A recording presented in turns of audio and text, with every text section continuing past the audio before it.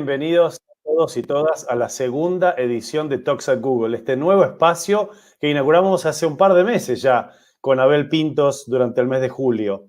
Como les habíamos comentado, Talks at Google es una serie de entrevistas con pensadores, creadores y hacedores y personalidades influyentes quienes nos comparten su trabajo, su desarrollo, su mirada y qué los inspira a formar parte de nuestro mundo. Hoy en esta segunda edición nos damos un lujo, creo yo, muy especial, ya que tenemos con nosotros a Rebeca Huang. Hola Rebeca, bienvenida.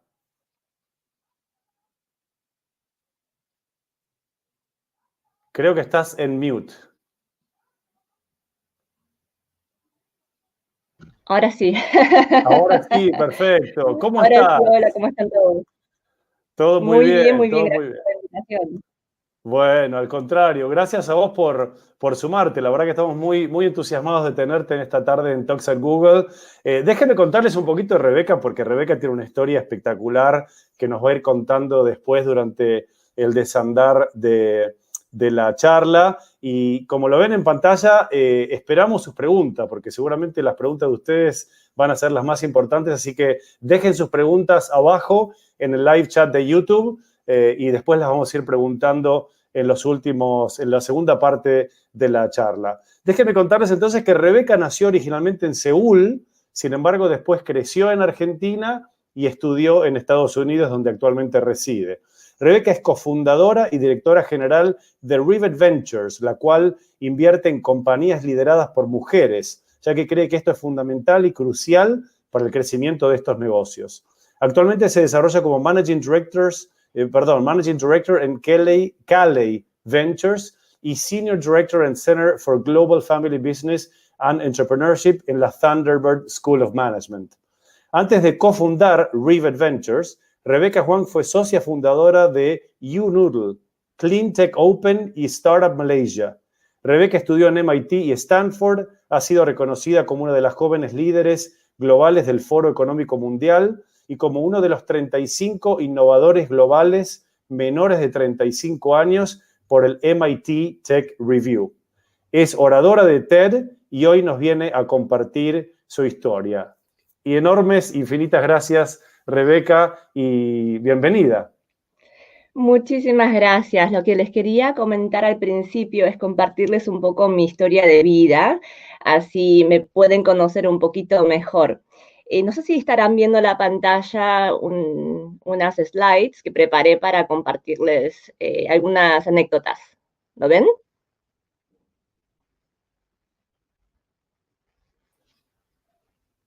La vemos perfecto, Rebeca. Ah, perfecto. Entonces ahora empiezan. Aquí estamos en mi ciudad natal de Corea, en Seúl, en donde yo nací. Somos todos coreanos en la familia y ahí empezó mi historia. A los 6 años nos fuimos a lo que es la antípoda de Seúl y terminamos en Buenos Aires, que básicamente si uno hace un agujerito en Seúl y atraviesa el centro del planeta, terminamos en Buenos Aires. Y esto fue una experiencia muy interesante, ya que hay muchos contrastes culturales, de contexto, sobre el contexto económico, tecnológico, financiero, la forma en que nosotros pensamos, y fue creo que una de las experiencias que definieron mi identidad y el carácter por el resto de mi vida. Allí hice toda mi primaria, mi secundaria, en un colegio público, el Colegio Nacional de Buenos Aires, y luego terminé en Estados Unidos porque mi sueño era estudiar ciencia. Mis héroes e ídolos cuando yo era adolescente eran personas como Madame Curie.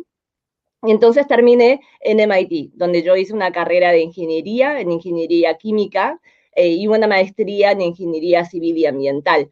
Allí realmente comenzó toda la obsesión por la innovación, por las patentes, por las invenciones, por crear emprendimientos sociales y tecnológicos. Cuando yo era undergraduate, o sea, estaba en la Universidad de MIT, ahí pudimos crear 3 patentes que terminaron siendo usados por una ONG para ayudar a personas en el mundo en desarrollo que sufren del cólera.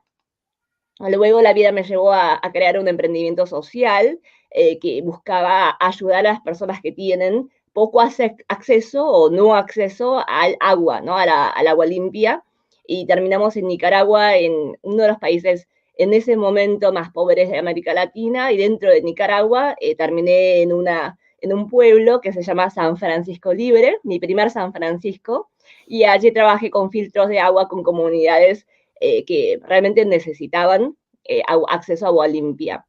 Bueno, de allí, con una experiencia de fracaso, de no haber podido conseguir resolver este problema de agua en Nicaragua, volví a la escuela, volví a Stanford para hacer mi doctorado, y allí fue cuando encontré a mis cofundadores para crear una compañía que se llama YouNoodle, que tuvo fondeo de personas como, por ejemplo, Peter Thiel, Max Levchin, que fueron los cofundadores de PayPal, y también algunos de los primeros inversores en compañías como Facebook.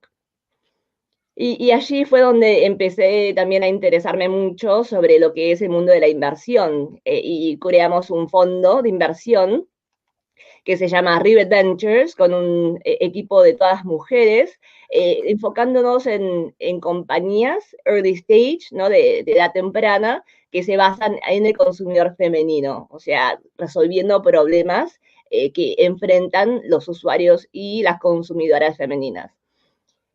Les quería mostrar también mi emprendimiento más reciente, que son mis dos hijos, Axel y Lucas, que definitivamente son los emprendimientos más desafiantes que he tenido en mi vida, y todavía no han retornado mucho rédito monetario. Ha sido más bien una fuente de costos, pero de todas otras formas, en términos de la felicidad y el gozo que me han traído, fueron el emprendimiento más exitoso. Y finalmente, hoy en día estoy otra vez de vuelta en América Latina con un fondo nuevo que creamos que se llama Caldey Ventures, y también invertimos en emprendimientos, startups tecnológicos, en los espacios de fintech, educación, en agro, food tech, en logística, y hacemos inversiones en toda la región, desde México hasta la Argentina, y tenemos un portafolio que tiene a muchos países como fuentes de nuestro deal flow. Así que, bueno, como verán un poquito con esta historia, he podido tener varios roles en mi vida con diferentes identidades como inventora, emprendedora, académica, emprendedora social, y ahora me dedico mucho también a darle de vuelta a mi comunidad. Enseño en Stanford y enseño en una universidad que se llama Thunderbird School of Global Management, en donde, bueno, estoy muy en contacto con la nueva generación de aquellos que están interesados en cambiar el mundo con soluciones tecnológicas. Y he tenido el placer de poder ir a muchas de estas comunidades en persona, a través de algunas ONGs que he co-creado o en las que he participado en el board.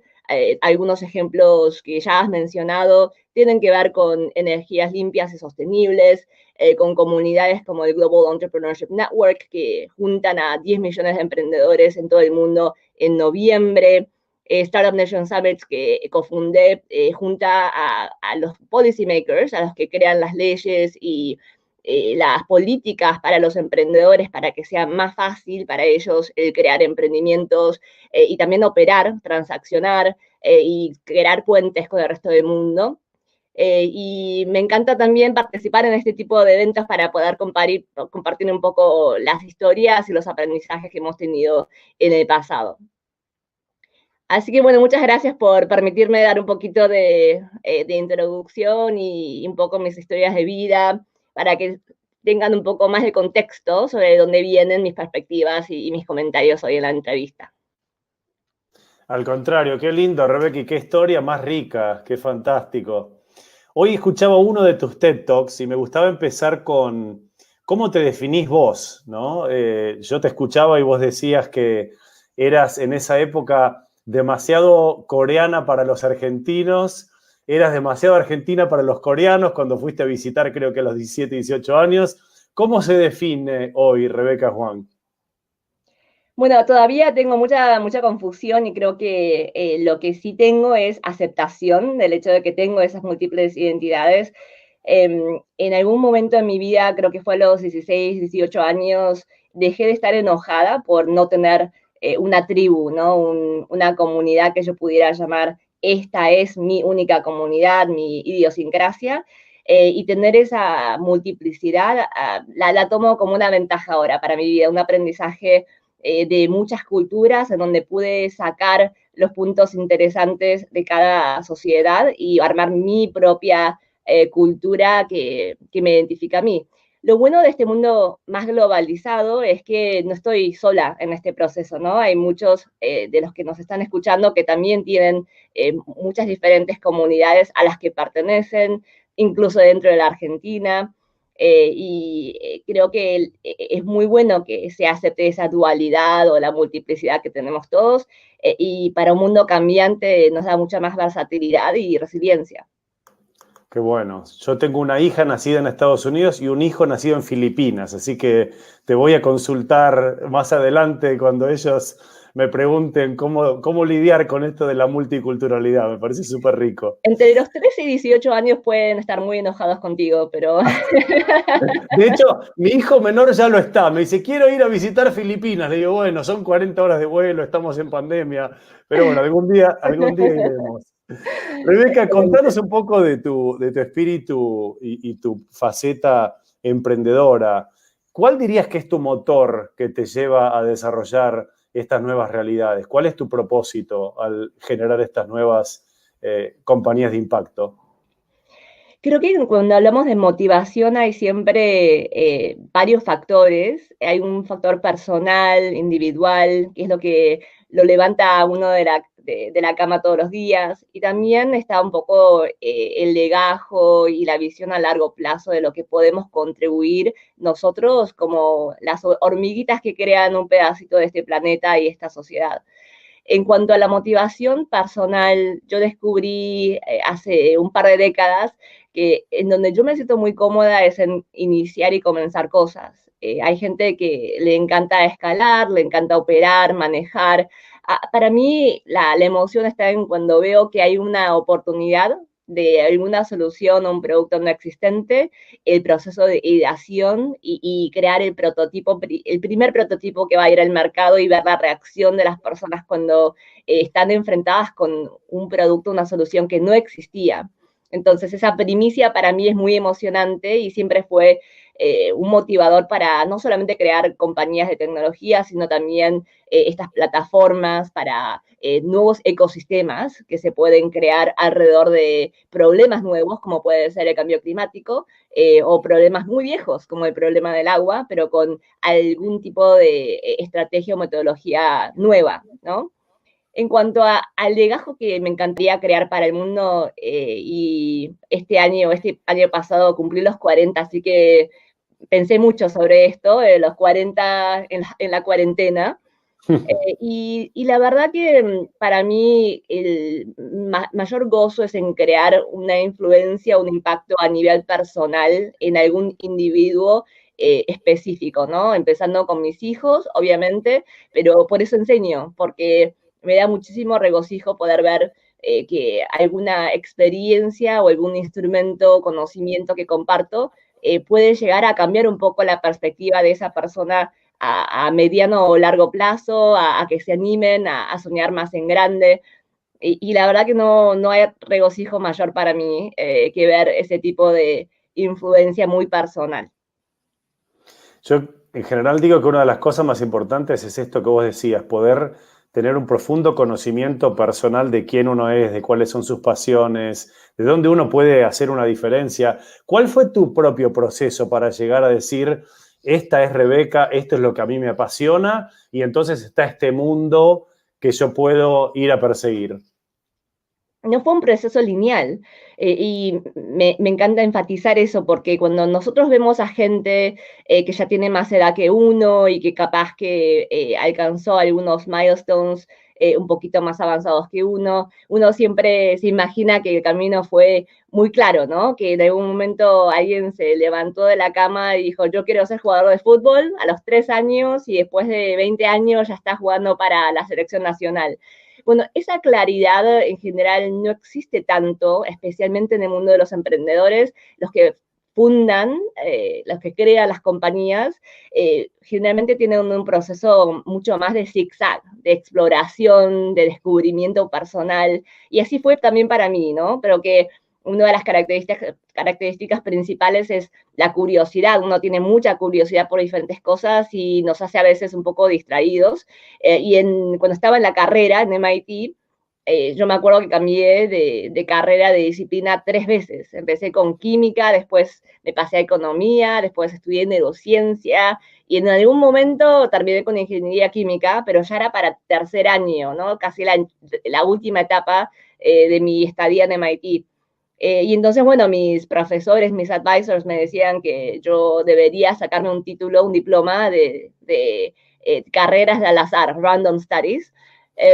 Pero creo que ahora viéndolo desde la perspectiva de 20 años más tarde, esas fueron las experiencias que me permitieron darme esa exposición, esa experiencia con diferentes formas de pensamiento y me dio esa flexibilidad para poder mirar todo y después elegir algo que me llamaba la atención.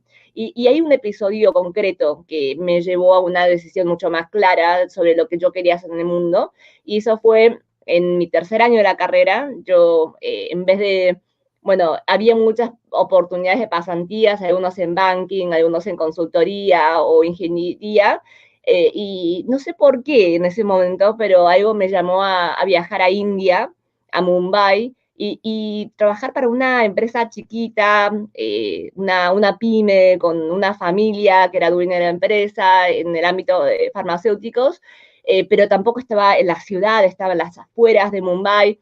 O sea, una experiencia no muy glamorosa en papel, ¿no?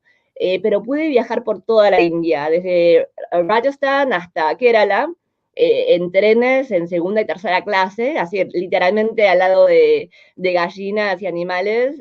Viajé todo ese verano, y eso fue un impacto en mi forma de pensar sobre los contrastes y la inequidad que existe en el mundo, y también lo mucho que podemos hacer nosotros con pequeñas contribuciones para cambiar las cosas.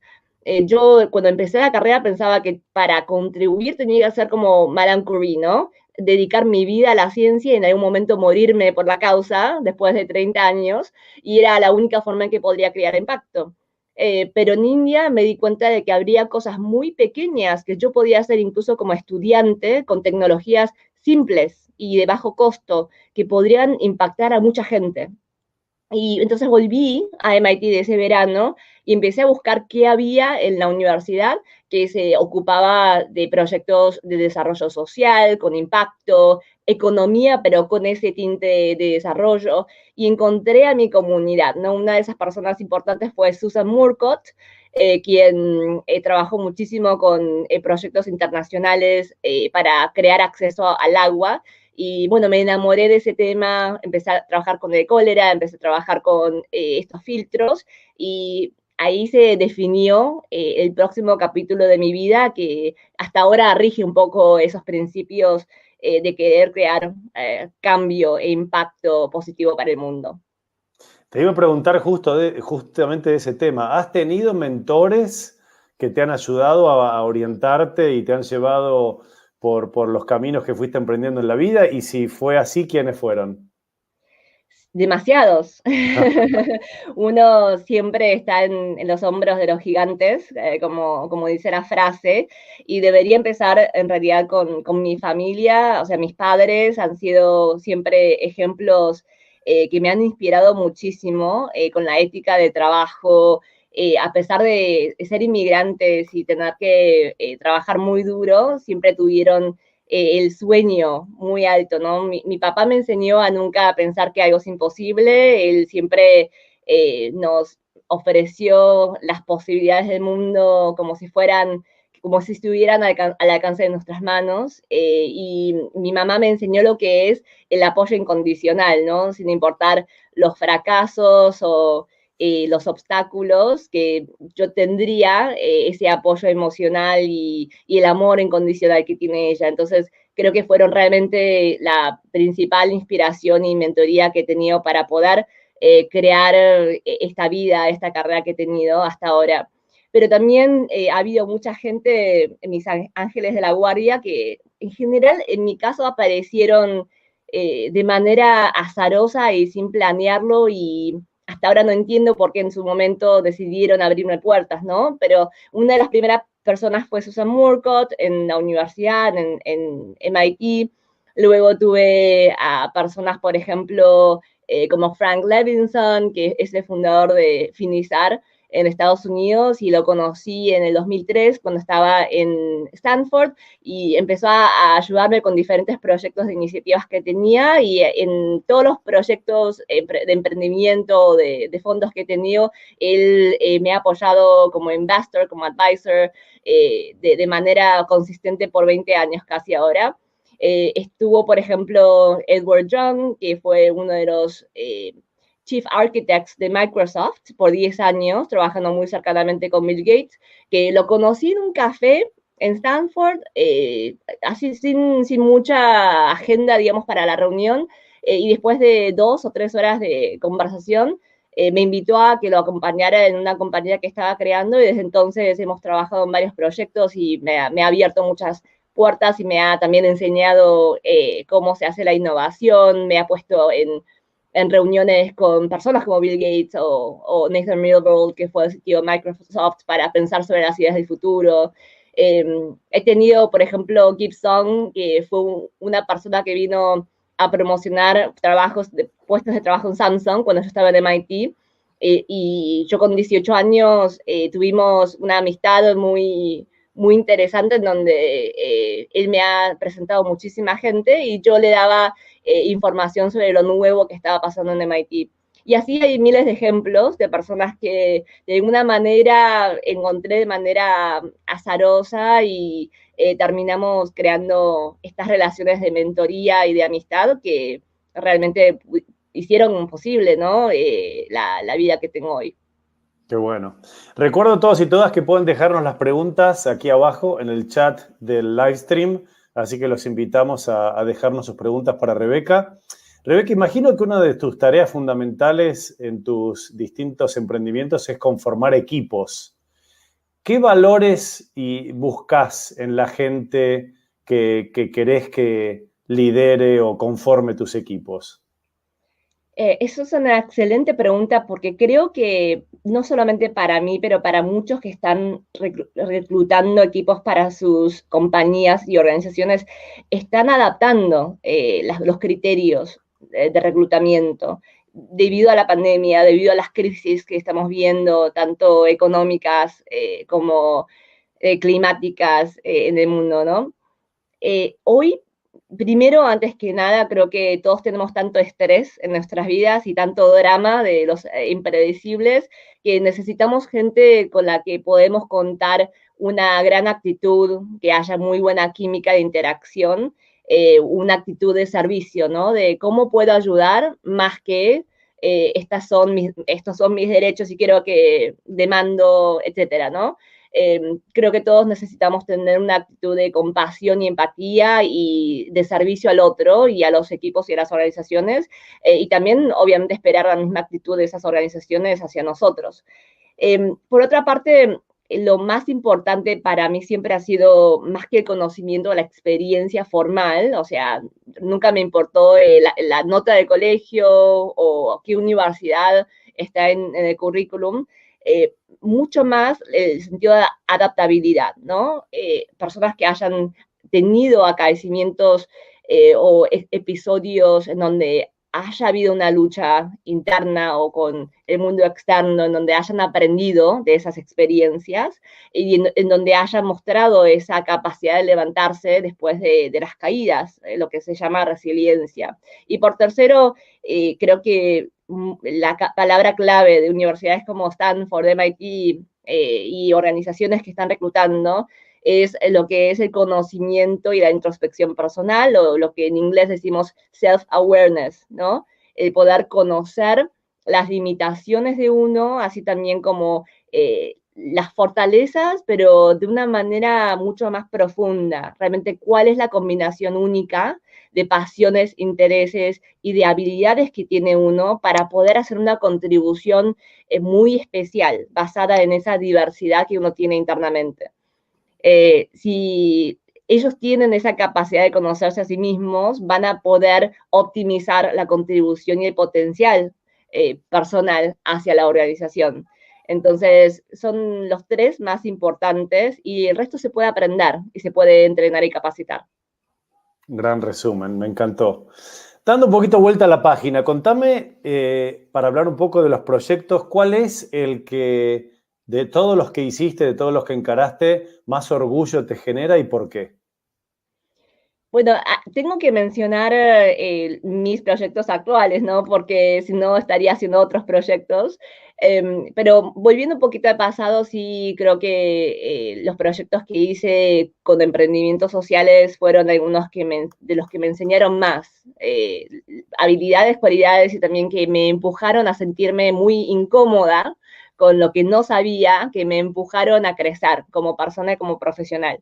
Pero bueno, los proyectos que tengo hoy me apasionan mucho, en el caso, por ejemplo, de Calais, porque fue mi vuelta a la región, ¿no? Después de estar en el exilio por 20 años, el poder reconectar con la Argentina, el poder reconectar con América Latina, realmente ver a primera vista el talento y el potencial de la región ha sido una fuente mucha felicidad para mí, ¿no? La región está explotando en términos de los emprendimientos que hay, las ideas que surgen, hay unicornios y todos los días vemos realmente una calidad muy alta de los proyectos que vemos en toda la región. Entonces, y además el equipo que tenemos en Calais es el mejor equipo que he tenido en mi vida. Eh, es muy raro pasar 12 horas con un grupo de personas sin que haya fricción, pero en este caso yo me levanto con muchas ganas de ir a las reuniones y las bromas y la empatía y el respeto mutuo que tenemos en el equipo, realmente creo que no puedo esperar nada mejor en los equipos futuros.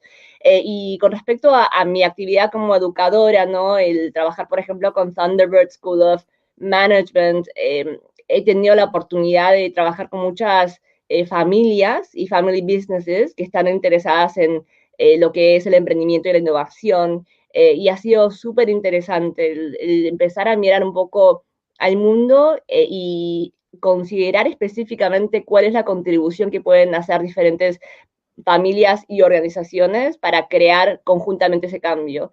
Entonces, es ser partícipe, ¿no? De esas conversaciones en donde gente con muchas ganas y con muchos sueños están pensando concreto y tangible. Y especialmente las nuevas generaciones con las que yo estoy interactuando todos los días, me da mucho optimismo. Yo hice una encuesta con mis estudiantes en el medio de la pandemia, ¿no? Pensando que seguramente haberse perdido graduaciones, haberse perdido las oportunidades de socializar, las fiestas, ¿no? Estarían todos deprimidos, pero hice la encuesta y les pregunté qué nivel de optimismo tienen ustedes sobre el futuro, ¿no? Hoy en día. Y esto fue en julio, en medio del lockdown. 80% de mis estudiantes me dijeron muy optimistas. Y eso realmente me trajo como que me calentó todo el cuerpo, ¿no? Estuve muy feliz por varios días al ver que sí hay esperanzas con esta nueva generación. Qué bueno, qué bueno. Sabés que en Google somos apasionados por el tema de Diversity, Equity and Inclusion y para mí es un tema muy, muy importante y muy cercano a mi corazón también. Y entiendo que Rivet Ventures invierte en compañías lideradas por mujeres, ¿no?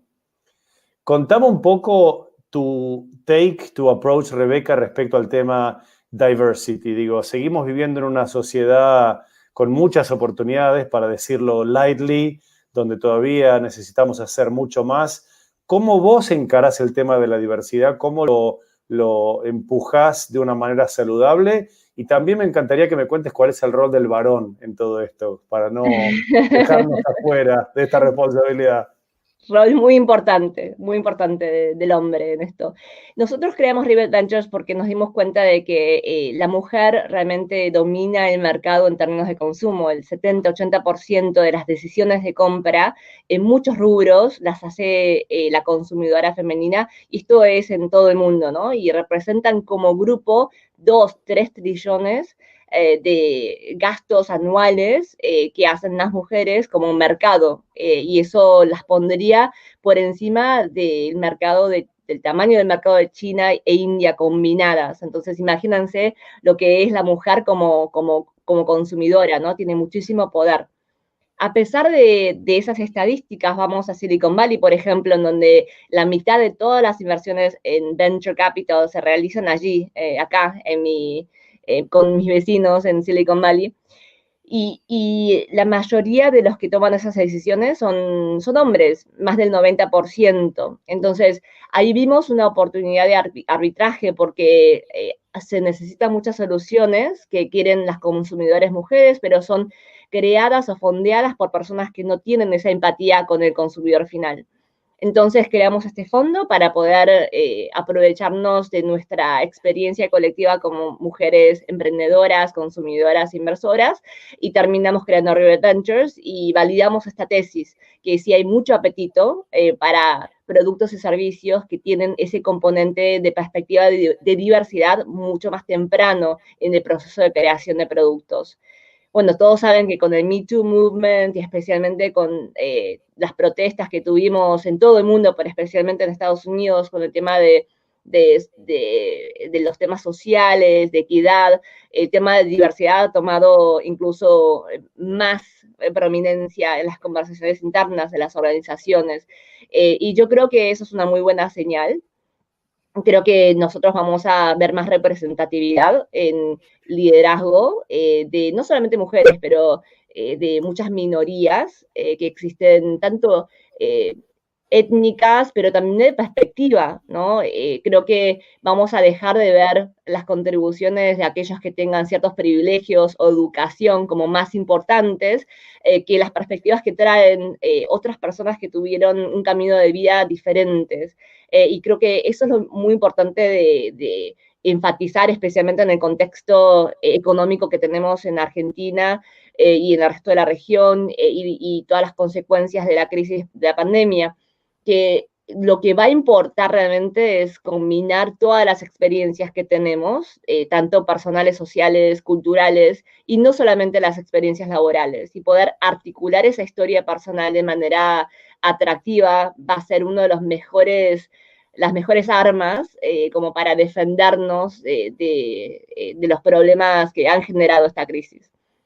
Bueno, ¿cuál es el rol de los hombres, de los varones? Realmente es crucial que esto no sea un tema de varón versus mujer, esa retórica de necesitamos sacarle puestos a los hombres para dárselo a las mujeres, esa retórica de la narrativa tiene que cambiar. El discurso es sobre hacer crecer la torta, no intercambiar los puestos para que sea una redistribución. Yo creo que tenemos una gran oportunidad de crear más puestos, más crecimiento económico, hay oportunidades para emprendimientos, para que haya un lugar prominente para tanto mujeres como hombres. Ahora, para que lleguemos a ese nivel, tenemos que tener y contar con el apoyo de aquellos que están en un puesto de influencia o poder. Y hoy en día hay más hombres en estos puestos de influencia que las mujeres. Entonces los hombres pueden convertirse en nuestros micrófonos y amplificar las voces de las mujeres que están en las organizaciones y también crear políticas que puedan generar un ambiente inclusivo para mujeres. Y cuando digo mujeres, también es un grupo muy diverso, ¿no? Hay mujeres solteras, mujeres madres, hay mujeres que tienen muchas experiencias de vida que también van a generar desafíos muy particulares en el trabajo para ellas, y es muy importante tener representatividad de los diferentes tipos de mujeres que tenemos en las organizaciones. Así que contamos con los hombres y con los varones para que nos ayuden en este proceso de crear esa inclusividad. Definitivamente. ¿Por qué crees, Rebeca, que hemos llegado a este mundo tan desigual? ¿Qué nos pasó en el mundo? Pregunta fácil. Sí, no, pregunta para viernes a la noche con una copa de vino, ¿no? Con una copa de vino blanco. Sí, sí, sí, sí.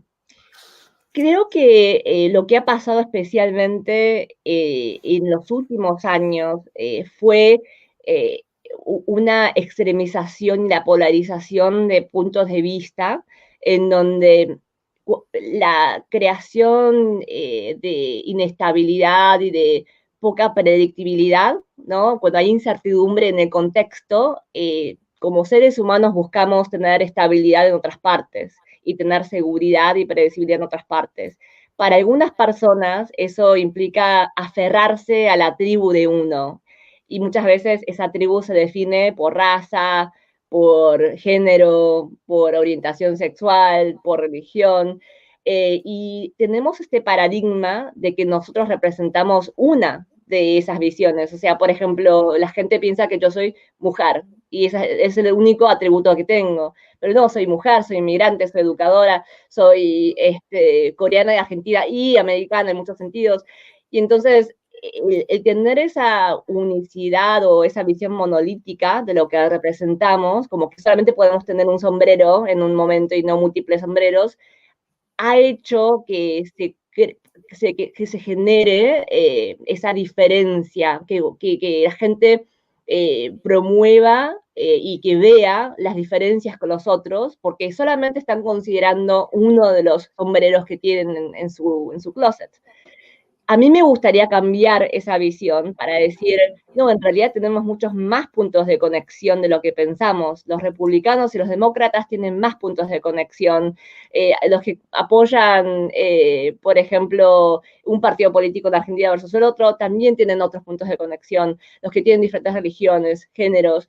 Y cuando estamos más enfocados en la comunalidad y la intersección, ahí es donde podemos empezar a acentuar menos las diferencias y más las oportunidades de colaboración.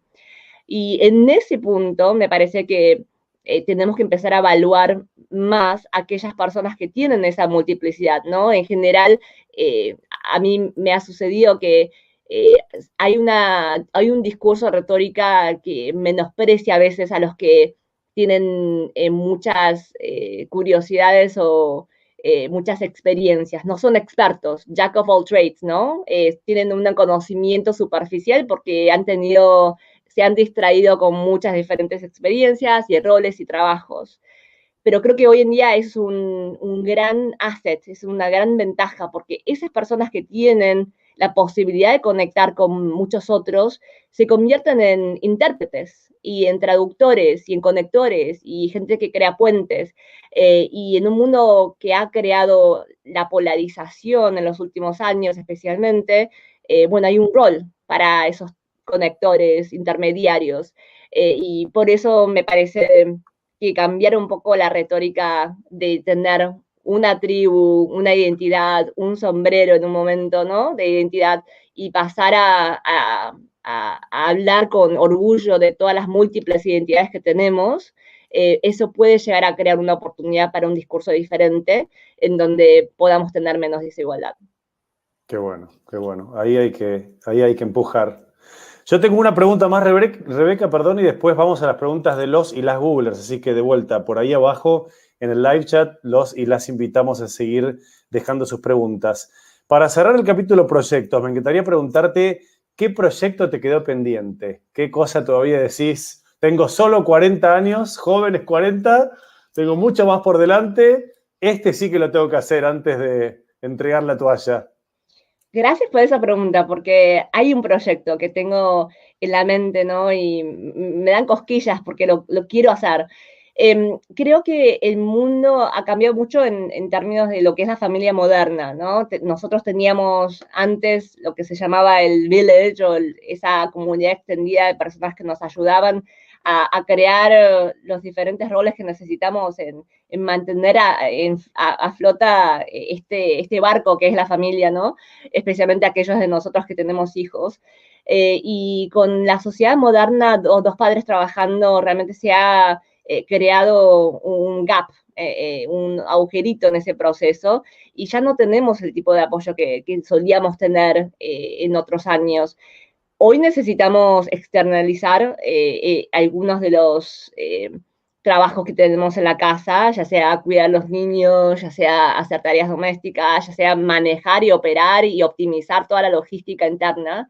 Y lo que he notado es que no tenemos una muy buena forma de hacer el outsourcing, ¿no? Yo digo, en los emprendimientos, sí, el primero los fundadores, el CTO, CEO, son los que hacen todo, o sea, limpian los baños, piden el café, hacen los pedidos del almuerzo, básicamente hacen todo porque es un equipo muy chiquito.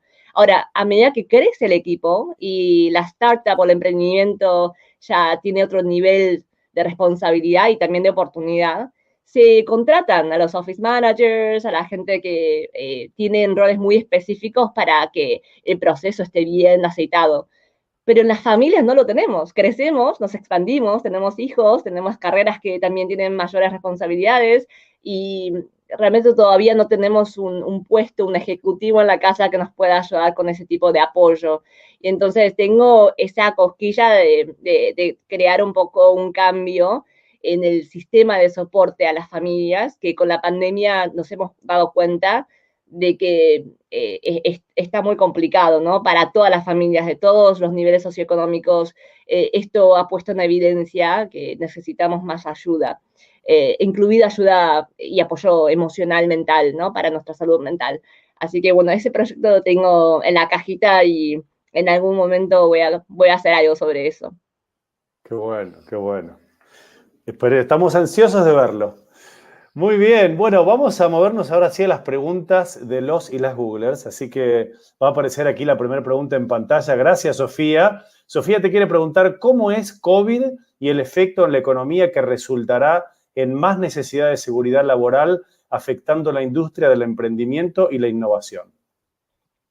Creo que COVID para muchos ha sido uno de los desafíos más grandes que han tenido en la historia de una organización o de sus vidas, ¿no? En las carreras, en mi vida personal no he visto una disrupción tan grande en la economía en mi vida personal desde que he nacido, pero también es una oportunidad. Lo que vimos en el mundo de los emprendimientos especialmente es que, bueno, no hay nada más estimulante para una mente creativa que un gran problema, ¿no? Y con este gran problema de COVID, el talento en el mundo se puso a trabajar y, por ejemplo, en América Latina vemos muchísimo deal flow y hay compañías en ciertos sectores, como por ejemplo en todo lo que es digitalización, lo que es delivery, en lo que es educación virtual, logística, fintech, especialmente con tecnologías digitales, que han retomado muchísimo vuelo y que han tenido ahora también bastante capital entrando a esos sectores. De hecho, en Europa, por ejemplo, vemos que en el segundo trimestre de este año ha habido un número récord de inversiones en este tipo de compañías, incluso en comparación a años anteriores. Entonces, bueno, la mente emprendedora en mí siempre va a ver oportunidades en los problemas y COVID siendo un gran problema, creo que va a generar muchas soluciones muy interesantes de gente muy talentosa. Eso puede ser muy bueno a nivel macro, ¿no? Pero para alguien que ahora está enfrentando una crisis económica muy palpable, en donde uno ha perdido el trabajo, no tiene el acceso a la empleabilidad que tenía antes, claro, el hecho de que haya muchas startups puede no ser relevante para uno, ¿no? Para esas personas mi consejo es lo que dijimos antes, de empezar a ver cuáles son los atributos y las experiencias que tiene un individuo que puedan mostrar esa adaptabilidad y esa resiliencia a un potencial empleador o a un potencial emprendedor que está creando un equipo para resolver problemas. Va a ser realmente lo más importante que vamos a ver como cualidad en la gente que juntemos para crear estas nuevas organizaciones. Entonces, creo que hay un proceso de reevaluación e introspección para poder rearticular el valor que uno tiene para este nuevo mercado. Y ese es el mejor consejo que puedo ofrecer. Muchas gracias. Gracias, Sofía, por la pregunta. Vamos a la siguiente pregunta. Pregunta de Maggie. ¿Cómo definís el éxito? ¿Qué es y qué significa para vos? Una gran pregunta y creo que es una definición cambiante, por definición, ¿no? El éxito en diferentes décadas de la vida de uno va a cambiar, los parámetros van a cambiar y también el contexto va a cambiar cuál es el éxito. Les doy un ejemplo, ¿no? En Mill Valley, en California, donde yo vivo, además de la pandemia hemos tenido incendios forestales que no nos han permitido abrir las ventanas. Entonces, además de estar encerrados, estábamos encerrados casi sin oxígeno. Hoy salió el sol, hay cielos azules, tenemos buen aire. Bueno, es un exitazo para mí, en primera vez en 3 semanas que puedo respirar. Entonces, definitivamente los parámetros cambian y es todo relativo. Para mí, en este momento de mi vida, el éxito se refleja en tener equilibrio en mi vida lo más posible, que es lo más difícil, ¿no? De poder combinar mi vida personal con madre, que es lo más importante que tengo yo en mi vida en este momento, de ser una excelente madre y role model para mis 2 hijitos de 5 y 2 años. Y también combinar eso con las ambiciones profesionales que yo tengo, y siempre hay mucho conflicto y mucha tensión entre ambas cosas. Entonces, el éxito para mí es poder encontrar un momento de paz, de equilibrio entre todos estos factores que compiten, y también tener esa autocompasión de aceptar que también a veces nosotros nos tenemos que permitir fracasar, que no podemos hacerlo todo y que priorizar una cosa en un momento y otra cosa en otro momento está permitido, ¿no? No tenemos que tener éxito en todo al mismo tiempo. Así que el éxito hoy para mí se define como equilibrio y armonía. Qué lindo. Muy bien, y tenemos una última pregunta, si somos respetuosos de tu tiempo y del tiempo de todos. Gracias, Cami. En este contexto de pandemia, ¿cuál crees que es el rol que tiene el sector privado con respecto a la crisis económica y social?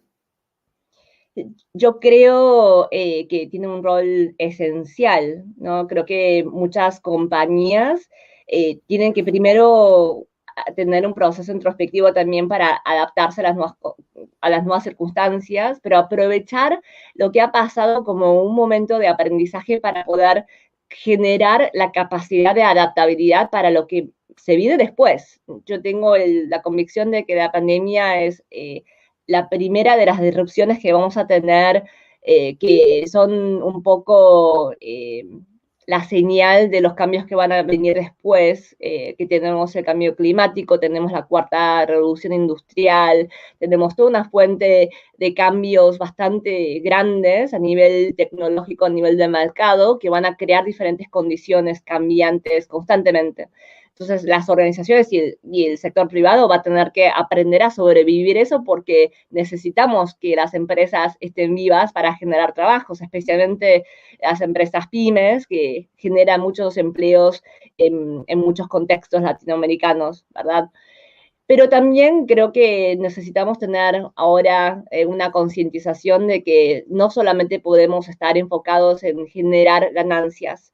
Este mundo hoy en día nos ha mostrado que el tener un sistema de valores que incluye a toda la comunidad que nos rodea y al planeta es extremadamente importante, ¿no? Porque somos todos parte de este ecosistema, y el sector privado no puede solamente pensar en enriquecer este sector, sino que tiene que tener lo que es value-driven decisions and strategy, ¿no? Es basar esas estrategias en un sistema de valores y principios de integridad que nos dejen mejor parados a todos.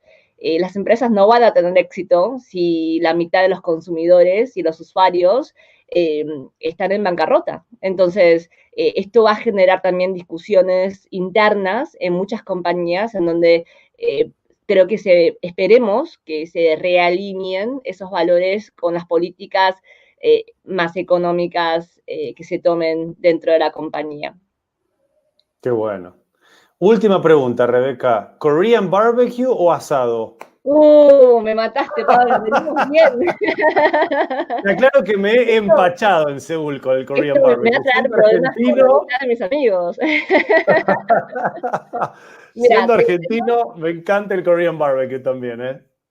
Sí, no, a mí me encanta la comida coreana y yo sin kimchi no vivo, así que soy ferviente abogada, digamos, defensora de la comida coreana y mis hijos siempre dicen, porque ellos son mitad daneses, y me dicen, no, pero yo para Claro. comida soy coreano, me dicen, no soy Ah, danés, soy coreano porque les encanta la comida de mi mamá, están encantados con la comida de la abu.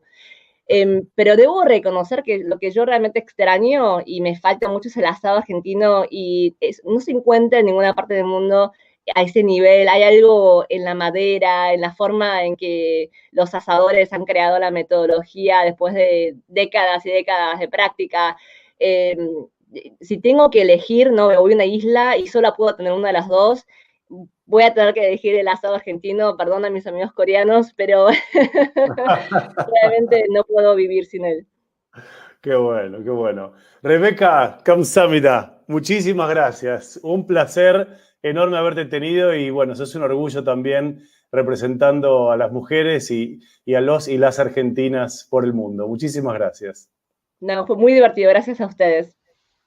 Un gran abrazo.